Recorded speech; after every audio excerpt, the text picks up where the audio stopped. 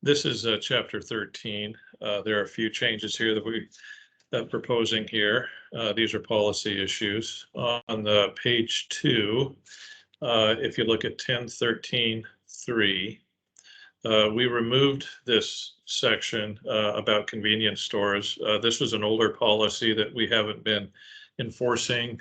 We have design review now, and we also have a land use chart that you've used in chapter 3 that deals with a lot of the issues perhaps that the convenience store issue was facing some years ago. So we removed this section. On the same page, if you go to 10.13.4a, which is right here,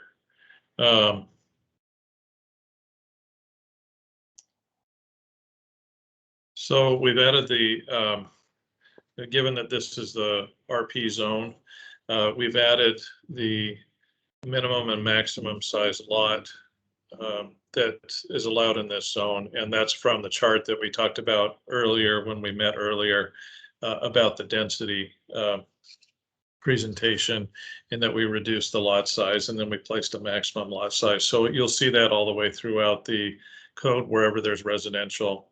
And that is for the first 2 units in a development. So when a single family dwelling is being located on the property, the lot has to be at least 4,800 square feet with a maximum property area of 9,000 square feet.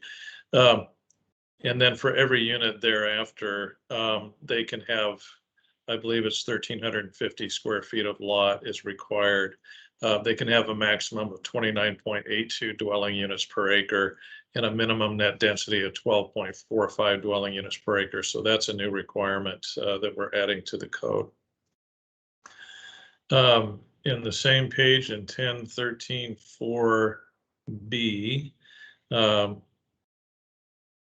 so for each residential structure, there's 6,000 square feet of lot is required for the first 2 units. And then this is where it says 1,350 per unit thereafter.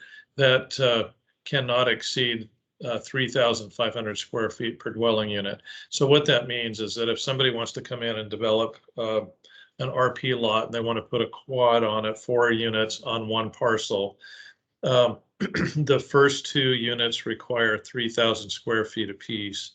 And then the second 2 units will require between 1,350 and 3,500 square feet of lot apiece. The reason that we put a maximum on that is that it doesn't go to infinity. You can't put a quad on a full acre lot anymore. You have to size down the lot, and it allows us to get more density, and it forces us to build up rather than out. In 10.13.4d, this is new. So the minimum setback, and I think you probably ran into this with the other residential codes, is the minimum setback for a parking area is 20 feet, and it's 15 feet now from the any living area of a residential structure. So that's consistent throughout the code. 10.13.6b6, and that's on page 4. So we took out this shadow pattern. This is a policy that, again, we have not been enforcing. This essentially says that you can't build a building that will shade out another person's landscaping or building.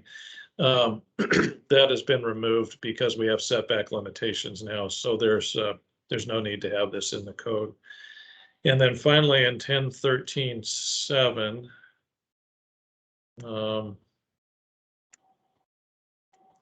so design review will be required for the RP zoning district.